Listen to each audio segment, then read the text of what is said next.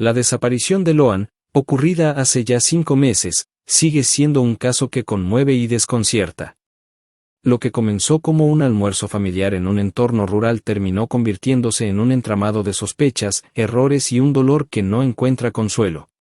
La periodista Paula Bernini, quien siguió de cerca el caso desde el primer momento, compartió un relato cargado de detalles que arrojan luz sobre las grietas en la investigación y sobre los vínculos familiares que rodearon aquel día trágico. Loan no estaba inicialmente invitada al almuerzo. La abuela Catalina, figura clave en este rompecabezas, había previsto un encuentro para pocas personas. Sin embargo, llegaron más invitados de los esperados, cambiando la dinámica del encuentro. Según Bernini, en esa mesa se hablaba sobre la historia del pueblo, pero nadie indagó lo suficiente sobre las interacciones durante ese momento crucial. ¿De qué se habló exactamente? ¿Hubo tensiones o comportamientos fuera de lugar? La falta de estas respuestas subraya uno de los tantos cabos sueltos del caso. Las detenciones que se realizaron inicialmente no lograron esclarecer la verdad. Aunque 7 personas permanecen encarceladas, la justicia aún no ha identificado al responsable ni ha reconstruido los hechos de manera convincente.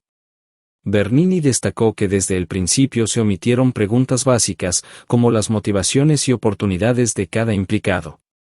Estas ausencias no solo complicaron la investigación, sino que contribuyeron a la sensación de un caso mal encarado. En su análisis, Bernini también señaló la importancia de sumergirse en los detalles íntimos de las familias afectadas, algo que ella hizo durante su cobertura. Para resolver casos como este, es imprescindible entender los entornos familiares, los vínculos, y las pequeñas dinámicas que a menudo son pasadas por alto, afirmó. Sin embargo, la justicia parece haber subestimado este enfoque, prolongando una instrucción judicial que hoy se encuentra estancada. Loan era una niña llena de vida, cuyo caso no puede reducirse a números o procesos burocráticos. Su historia es un recordatorio de cómo las falencias en el sistema judicial argentino afectan a las víctimas y a sus familias. Cada día que pasa sin respuestas es un día más de dolor para quienes la amaron, y un llamado urgente para que la justicia no solo actúe, sino que lo haga con humanidad y precisión. Este caso no solo requiere resolución, exige que aprendamos a no repetir los errores. Porque Loan, como tantas otras personas desaparecidas, merece algo más que preguntas pendientes. Nuestro living, recién veíamos el caso maravilloso de esta chiquita a la que encuentran, se pierde en un campo, finalmente una investigación con un dron, la encuentran, un buen trabajo de búsqueda y rescate y además un factor suerte que debe haber estado, y todo el mundo pensó, o le vino a la cabeza, Loan, que el escenario habrá sido bastante parecido. Bueno, y ya pasaron 5 meses, decíamos, está Nacho González Prieto con nosotros, decíamos, Paula Bernini ya está aquí en nuestros estudios. Pau, 5 meses sin Loan. La verdad es que cuando llegué a 9 de julio, habían pasado 5 días de que Loan había desaparecido. Todos los días nos levantábamos diciendo, va a aparecer, todos los días.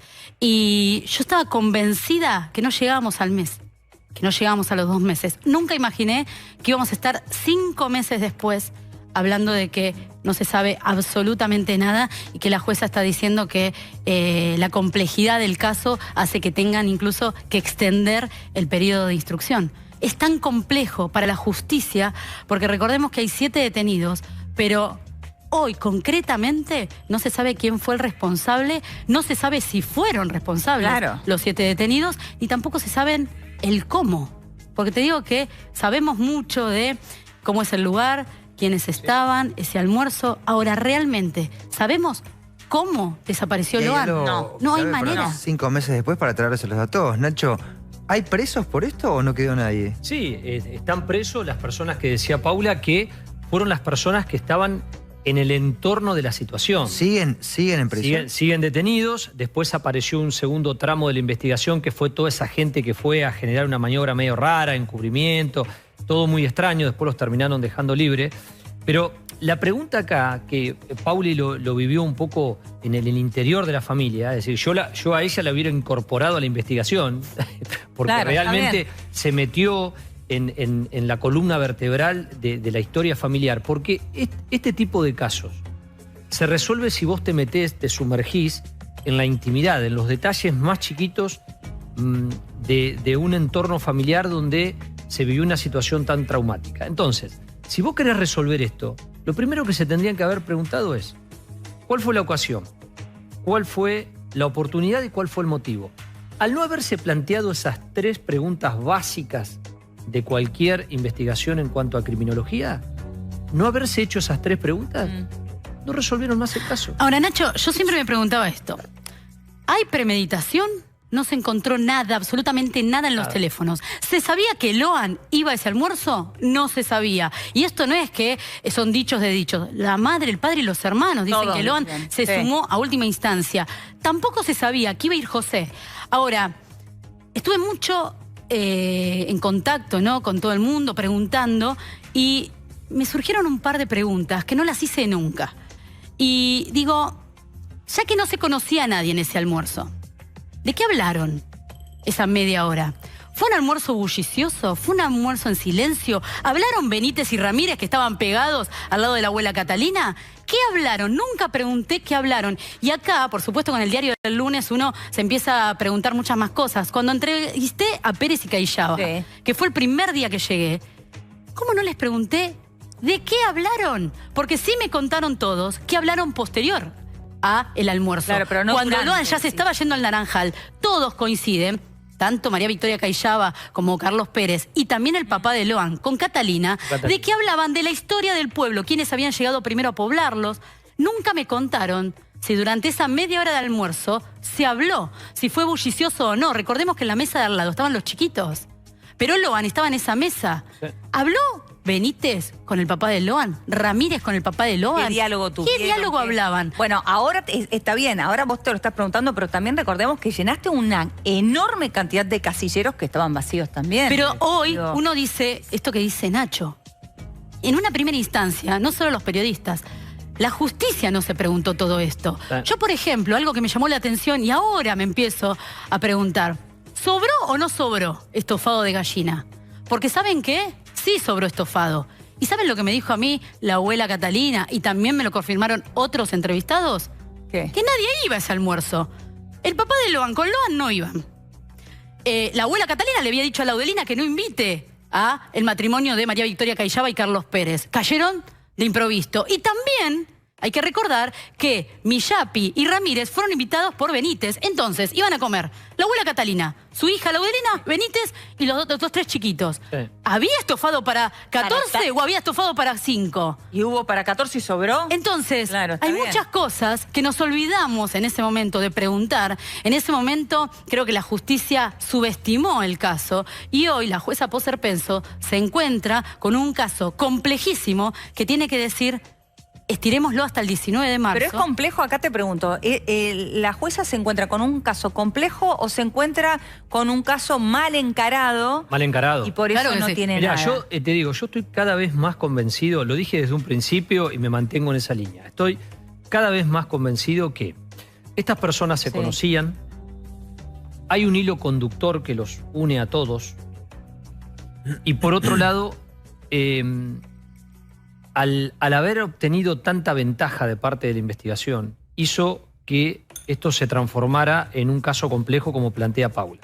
Yo no tengo la menor duda, pero la menor duda, que esto fue un caso de pedofilia. No tengo la menor duda. Esto fue un caso de pedofilia.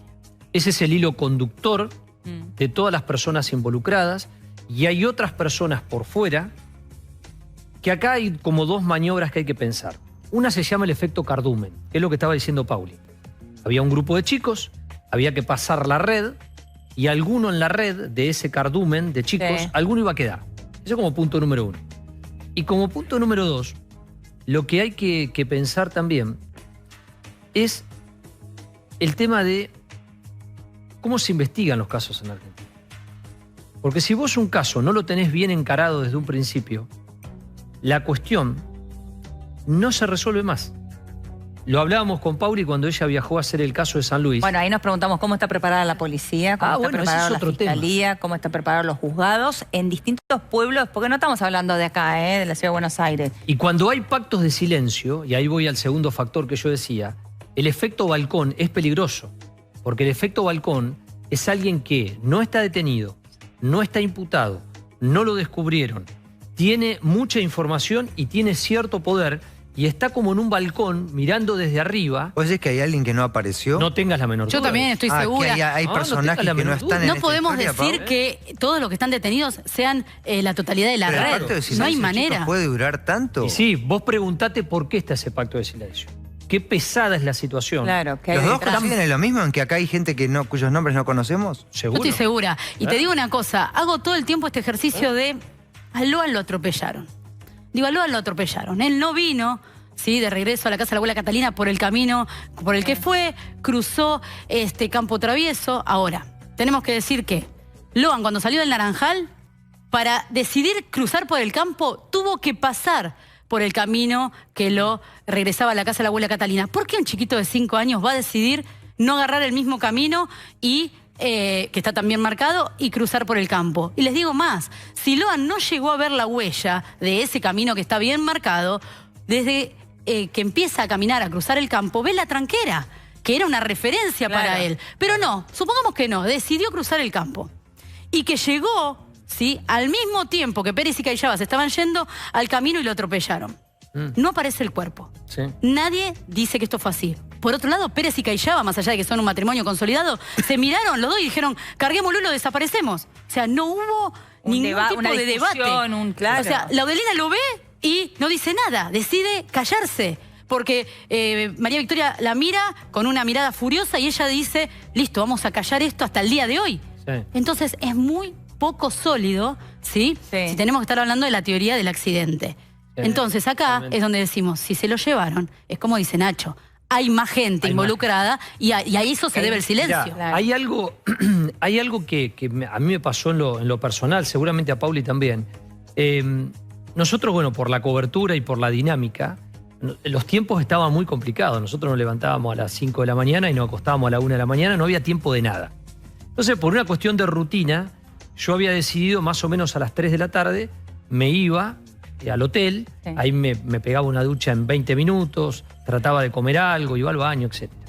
Un día estábamos en la puerta del juzgado, en la puerta del juzgado de la doctora Poser Penso estaba a una cuadra del hotel donde nosotros paramos, que es el hotel del Casino en Goya. Me voy caminando, me intercepta una persona, una mujer, vestida con un traje de un personal de salud. Esa persona me dice, yo soy familiar de Callaba. Yo me quedé y a partir de ahí me muestra los documentos, me da una serie de detalles familiares y me dice algo que a partir de ese momento yo dije, acá hay una mano experta, acá hay una cabeza pensante, acá hay un organizador, acá no son tan rudimentarios, acá no son organizados, no son precarios. En la criminología hay una clasificación muy amplia de 2 grandes columnas de aquellos que son criminales organizados y desorganizados. Sí. Lo que tienen los organizados es que toman determinadas decisiones para definir cosas, que es lo que estaba diciendo Paula. Esa mujer me dijo, ¿sabés lo que pasa? Que mi prima, Callaba, no era así. Y desde que se juntó con Pérez, cambió totalmente. Pérez, en las reuniones familiares, dirigía todo con la mirada, dirigía todo con los tonos de voz, daba órdenes. Ella viene de muy buena familia, nunca tuvo problemas. Tuvimos problemas con familiares directos. Un familiar directo que es un policía, un día tuvo un problema médico. Pérez y Callaba se encargaron de cuidarlo en la clínica y un día le desapareció la billetera de adentro de una mochila y le empezaron a sacar dinero de adentro de las tarjetas de crédito, de débito y del banco. Y después le terminaron echando las culpas al personal de limpieza, a las enfermeras y al personal de seguridad de la clínica. Callaba cambió. Y además, dice Pérez, en los cumpleaños se vestía de militar en los actos patrios, etc. y sacaba una espada y con la espada cortaba la torta. Eso tan chiquitito, eso tan chiquitito que me contó esta persona, para mí define todo. Pérez es el personaje clave de esta historia. Es que no nos olvidemos que estamos hablando de que en todo esto hay un ex integrante de la Armada que integraba la parte de inteligencia. Sí. Entonces, no es casualidad. Tenemos que decir que en este caso hay muchas cosas que no cierran. ¿Qué se habló en ese almuerzo? ¿Por qué fueron al almuerzo? ¿Por qué quisieron ir a buscar naranjas a 500 metros? ¿Por qué María Victoria Callaba y Carlos Pérez van a la noche al hospital?